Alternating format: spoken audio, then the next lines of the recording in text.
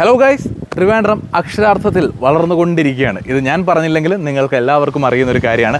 വിഴിഞ്ഞമൊക്കെ ഇവിടെ വന്നു കഴിഞ്ഞാൽ, വിഴിഞ്ഞം പോർട്ടൊക്കെ വന്നു കഴിഞ്ഞാൽ വേറെ ലെവലാണ് കേട്ടോ.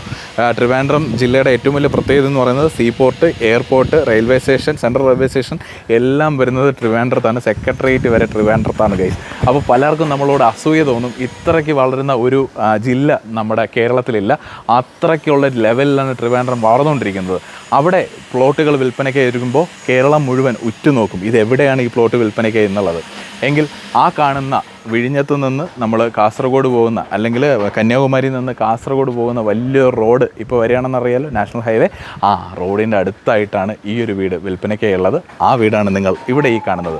2070 സ്ക്വയർ ഫീറ്റ് വരുന്ന 4 സെൻറ്റിലുള്ള റെഡ് ബ്രിക്ക് വീടാണ് ഇവിടെ നമുക്ക് കാണുന്നത്. കാണുന്ന ലൊക്കേഷൻ നമുക്ക് മനസ്സിലാവും, ഒരു റെസിഡൻഷ്യൽ കമ്മ്യൂണിറ്റിയാണ്. വെള്ളം കയറാത്ത പക്ക പുരയിടമാണ്. നമുക്ക് മെയിൻ റോഡ് വരുന്നത് അമ്പലത്തറ ജംഗ്ഷനാണ്.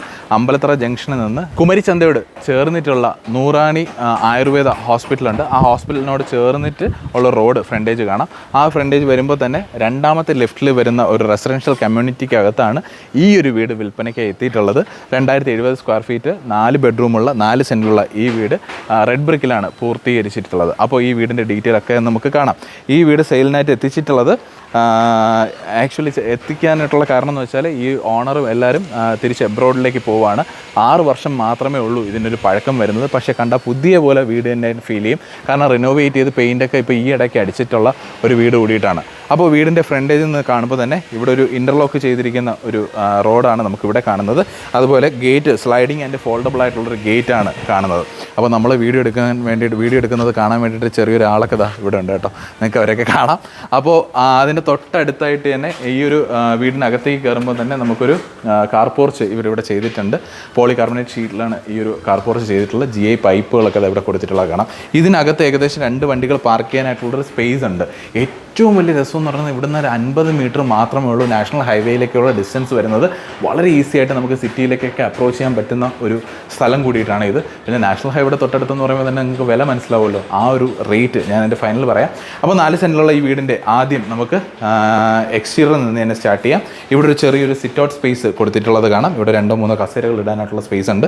അതുപോലെ ഈ തടികളെല്ലാം കൊടുത്തിരിക്കുന്നത് തേക്കിലാണ്. മെയിൻ ഡോറും കൊടുത്തിരിക്കുന്നത് തേക്കിലാണ്. പിന്നെ അതുപോലെ ഈ മെഷും കാര്യങ്ങളൊക്കെ കൊതുകേറാതിരിക്കാനുള്ള മെഷും കാര്യങ്ങളൊക്കെ കാണാം. ഇപ്പോൾ നിങ്ങളൊരു വീട് വാങ്ങിക്കുകയാണെങ്കിൽ ഇതൊക്കെ എക്സ്ട്രാ കോസ്റ്റാണ് കേട്ടോ. നിങ്ങളിതൊക്കെ ചെയ്യേണ്ടി വരും. ഇത് ഇവർ സ്വന്തം ആവശ്യത്തിന് ചെയ്തതുകൊണ്ട് നല്ല ക്വാളിറ്റിയിലാണ് സാധനങ്ങൾ ചെയ്തിട്ടുള്ളത്. ഇപ്പോൾ സ്വന്തം ആവശ്യത്തിന് ചെയ്തിട്ടില്ല, ക്വാളിറ്റി ഇല്ലയെന്ന് ചോദിച്ചാൽ ചില ബിൽഡേഴ്സൊക്കെ നല്ല രീതിയിൽ നല്ല ക്വാളിറ്റിയിൽ ചെയ്യും. ചില ആൾക്കാർ പറയേണ്ടതില്ലല്ലോ, നമ്മൾ അനുഭവിക്കുന്ന അനുഭവസ്ഥർ ഒരുപാട് പേരുണ്ടാവും. എനിവേ, അകത്തേക്ക് കയറുമ്പോൾ തന്നെ നമ്മൾ ലെഗ്രാൻഡിൻ്റെയും GM-ൻ്റെയൊക്കെ സ്വിച്ചസാണ് മിക്ക വീടുകളിലും കാണുന്നത്. പക്ഷേ സ്നൈഡറിൻ്റെ നല്ല ടോപ്പ് നോച്ച് ആയിട്ടുള്ള സ്വിച്ചസാണ് നമുക്കിവിടെ കാണുന്നത്. അതുപോലെ ബാത്റൂം ഫിറ്റിങ്സ് ഒക്കെ ഉപയോഗിച്ചിരിക്കുന്നത് പുറത്തുനിന്ന് കൊണ്ടുവന്ന ഫിറ്റിങ്സ് ഒക്കെയാണ്. അതായത് ഫോറിൻ ഫിറ്റിങ്സ് ഒക്കെയാണ് ഇവിടെ ബാത്റൂമിലേക്ക് ഉപയോഗിച്ചിട്ടുള്ളത്. ഇനി നമുക്ക് ഇതിൻ്റെ ഇൻറ്റീരിയർ സ്പേസ് ഒന്ന് കാണാം. ചെരുപ്പ് ഒന്ന് അഴിച്ചു വയ്ക്കാം.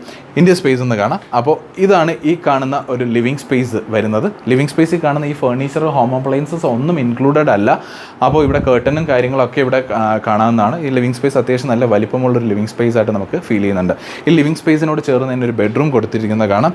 ആ ബെഡ്റൂമിൻ്റെ ആ ഒരു വിശാലത കണ്ടില്ലേ, നല്ല സ്പേഷ്യസ് ആയിട്ടുള്ളൊരു ബെഡ്റൂമാണ്. എല്ലാ ബെഡ്റൂമിലും അറ്റാച്ച്ഡ് ബാത്റൂം കൊടുത്തിട്ടുണ്ട്. ഇവിടെ ഒരു അറ്റാച്ച്ഡ് ബാത്റൂം കൊടുത്തിരിക്കുന്നത് കാണാം. ഫിറ്റിങ്സ് എല്ലാം ബ്രാൻഡഡ് ഫിറ്റിങ്സ് തന്നെയാണ് കൊടുത്തിട്ടുള്ളത്. നമുക്കിതാ ഈ ഒരു പോർഷൻ വേണമെങ്കിൽ ഒരു ഡ്രസ്സിംഗ് യൂണിറ്റ് ഏരിയ ആയിട്ട് സെപ്പറേറ്റ് ചെയ്യാൻ പറ്റുന്ന തരത്തിൽ ഇവരിത് അറേഞ്ച് ചെയ്തിട്ടുണ്ട്. ഇപ്പോൾ സംഭവം അതൊന്നും ഇവിടെ അവൈലബിൾ അല്ല. ഇനി നമുക്ക് ഡൈനിങ് ഏരിയയിലേക്ക് പോവാം. ചെറിയൊരു പാർട്ടീഷൻ ലിവിങ്ങിന് കൊടുത്തിട്ടുണ്ട്.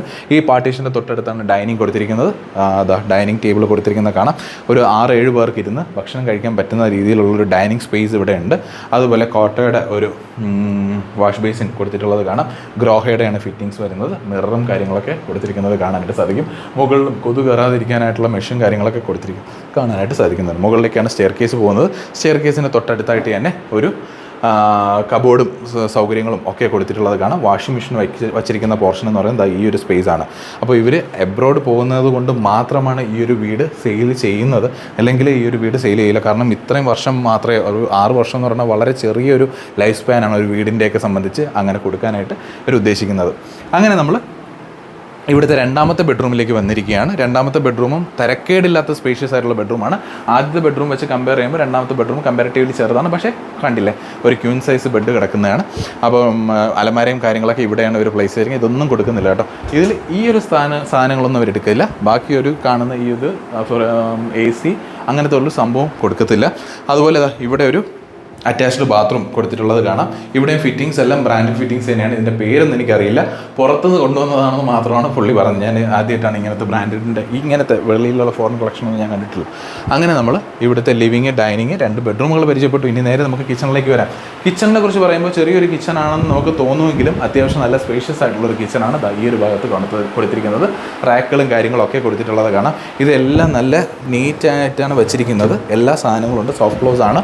അതുപോലെ ഗ്രാനൈറ്റ് ആണ് കേട്ടോ. കംപ്ലീറ്റ് ഗ്രാനൈറ്റിലാണ് ഇവിടുത്തെ കൗണ്ടർ ടോപ്പ് ചെയ്തിട്ടുള്ളത്. അതുപോലെ ഫ്രിഡ്ജൊക്കെ വയ്ക്കുന്നതിനായിട്ടുള്ള സ്പേസ് ഇവിടെയാണ് നമ്മൾ കണ്ടിരിക്കുന്നത്. അതുപോലെ ഇവിടെയും കുറച്ച് കബോർഡ്സും കാര്യങ്ങളൊക്കെ നമുക്കിവിടെ കാണാവുന്നതാണ്. ഞാൻ ഈ കാണുന്നതൊക്കെയാണ് പെട്ടെന്ന് നിങ്ങളുടെ ഫ്രണ്ടിലേക്ക് എത്തിക്കുന്നത് കേട്ടോ. അതുപോലെ ഇവിടെയാണ് നമ്മുടെ ഒരു വർക്ക് ഏരിയ സ്പേസ് വരുന്നത്. 4 സെൻറ്റിലാണെന്ന് ആലോചിക്കണം. 2040 സ്ക്വയർ ഫീറ്റ് അവർ വളരെ കൃത്യമായിട്ടുള്ള പ്ലാനിങ്ങോട് കൂടിയിട്ട് കൺസ്ട്രക്ട് ചെയ്തിട്ടുണ്ട്. അപ്പോൾ നമ്മൾ ഇവിടുത്തെ ഗ്രൗണ്ട് ഫ്ലോറിലുള്ള ഒരുവിധപ്പെട്ട എല്ലാ സംഭവങ്ങളും പരിചയപ്പെട്ടു. ഇനി നമുക്ക് മുകളിലെ ഫസ്റ്റ് ഫ്ലോറിലേക്ക് പോകാം. ഫസ്റ്റ് ഫ്ലോറിലേക്ക് പോകുന്നതിന് വേണ്ടിയിട്ടുള്ള സ്റ്റെയർ കേസാണ് കൊടുത്തിരിക്കുന്നത്. ടൈലാണ് ഈ സ്റ്റെയർ കേസ് കംപ്ലീറ്റ് ചെയ്തിട്ടുള്ളത്. അതുപോലെ സ്റ്റെയിൻലെസ് സ്റ്റീലിൻ്റെ ഒരു ഹാൻഡ് റെയിൽ കൊടുത്തിരിക്കുന്നത് കാണാനായിട്ട് സാധിക്കും. മുകളിലേക്ക് വരുമ്പോൾ താഴത്തെ പോലെ കുറച്ചും കൂടെ വെട്ടവും വെളിച്ചമുണ്ട്. ഈ ഒരു പോർഷനിൽ ഒരു ജനൽ വന്നിട്ടുണ്ട്. സൂര്യൻ അവിടെ നിന്ന് അടിക്കുന്നുണ്ടെന്ന് തോന്നുന്നു. നല്ല ലൈറ്റ് നമുക്ക് ഈ ഒരു വീട്ടിൻ്റെ മുകൾ ഭാഗത്തേക്ക് കിട്ടുന്നുണ്ട്. ഇവിടെ ഒരു 2 ബെഡ്റൂമാണ് ഉള്ളതെങ്കിലും ഒരു ബെഡ്റൂമും കൂടെ എക്സ്ട്രാ ഉണ്ട് കേട്ടോ. അങ്ങനെ വേണമെങ്കിൽ ഒരു 5 ബെഡ്റൂം പറയാം, അല്ലെങ്കിൽ ഒരു പ്രയർ റൂമൊക്കെ ആയിട്ട് കൺവേർട്ട് ചെയ്യാം. ഇത് ലിവിങ്ങും ഡൈനിങ്ങും കൂടെ നമ്മൾ താഴെ കണ്ട ആ ഒരു സെയിം സ്പേസാണ് ഇവിടെ ഇത്രയും ഭാഗം നമുക്ക് കാണുന്നത്. ഇവിടെയാണ് അടുത്ത ബെഡ്റൂം വരുന്നത്. ഇതൊരു മാസ്റ്റർ ബെഡ്റൂമാണ്. വളരെ വലിപ്പമുള്ളൊരു ബെഡ്റൂമാണ് നമുക്കിവിടെ കാണുന്നത്. കബോർഡുകൾ ഇത് ഫിക്സഡ് ആണ്. സോ ഇത് ഈ വീടിനോടൊപ്പം തന്നെ കാണും. അതുപോലെ മുകളിലും സ്റ്റോറേജ് സ്പേസും കാര്യങ്ങളൊക്കെ കാണാം. ഇവിടെ നോക്കിയേ, ഇതാണ് ഇവിടുത്തെ അറ്റാച്ച്ഡ് ബാത്റൂം. ഇവിടെയും ഫിറ്റിങ്സും കാര്യങ്ങളെല്ലാം ബ്രാൻഡഡ് തന്നെയാണ് കൊടുത്തിട്ടുള്ളത്. ക്ലോസറ്റും എല്ലാം പുതിയതുപോലെ ഇരിക്കുന്ന ഒരു ബാത്റൂമാണ് നമുക്കവിടെ കാണുന്നത്. ഇനി ഇത് ചെറിയ രീതിയിൽ ഈർപ്പം പിടിക്കുകയാണെന്ന് തോന്നുന്നു ഗൈസ്.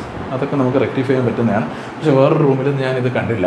അതുപോലെ മെഷും കാര്യങ്ങളൊക്കെ എന്താണ്ട് ആ ഒരു ഭാഗത്ത് കാണാം. എനിക്കൊന്ന് സൺഷെയ്ഡിലൊക്കെ വെള്ളം പിടിച്ചിട്ട് അവിടെ നിന്ന് ഈർപ്പം കയറുകയാണെന്ന് തോന്നുന്നു കേട്ടോ.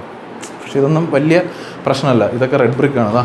തൊട്ടാലും അനങ്ങൂല അങ്ങനത്തെ സാധനം ഒക്കെ. അപ്പോൾ ഇവിടെ ഒരു യൂട്ടിലിറ്റി സ്പേസ് ആണ്. നിങ്ങൾക്ക് വേണമെങ്കിൽ ഇത് വാഷിംഗ് മെഷീനൊക്കെ വയ്ക്കുന്നതിനായിട്ടുള്ള സ്പേസ് ആയിട്ട് കൺവേർട്ട് ചെയ്യാം. ഇപ്പോൾ ഇതൊരു പ്രയർ റൂമൊക്കെ പോലെയാണ് ഇവരിത് കൺവേർട്ട് ചെയ്തിട്ടുള്ള. ഒരു ചെറിയൊരു ബെഡും കാര്യങ്ങളൊക്കെ ഇടാനായിട്ട് സൗകര്യമുണ്ട്. ഇനി നിങ്ങൾക്കൊരു സെർവൻറ്റും കാര്യങ്ങളൊക്കെ ഉണ്ടെങ്കിൽ നിങ്ങൾക്ക് ആ ഒരു മുറി യൂസ് ചെയ്യാനായിട്ട് സാധിക്കും. ഇനി അടുത്തത് നമുക്ക് ഇവിടുത്തെ 4ാമത്തെ ബെഡ്റൂമിലേക്കാണ്. 4ാമത്തെ ബെഡ്റൂമിൻ്റെ സ്പേസാണ് നിങ്ങളിവിടെ കാണുന്നത്. എല്ലാ ബെഡ്റൂമിലും അത്യാവശ്യം നല്ല വലിപ്പമുള്ളൊരു ബെഡ്റൂമാണ്.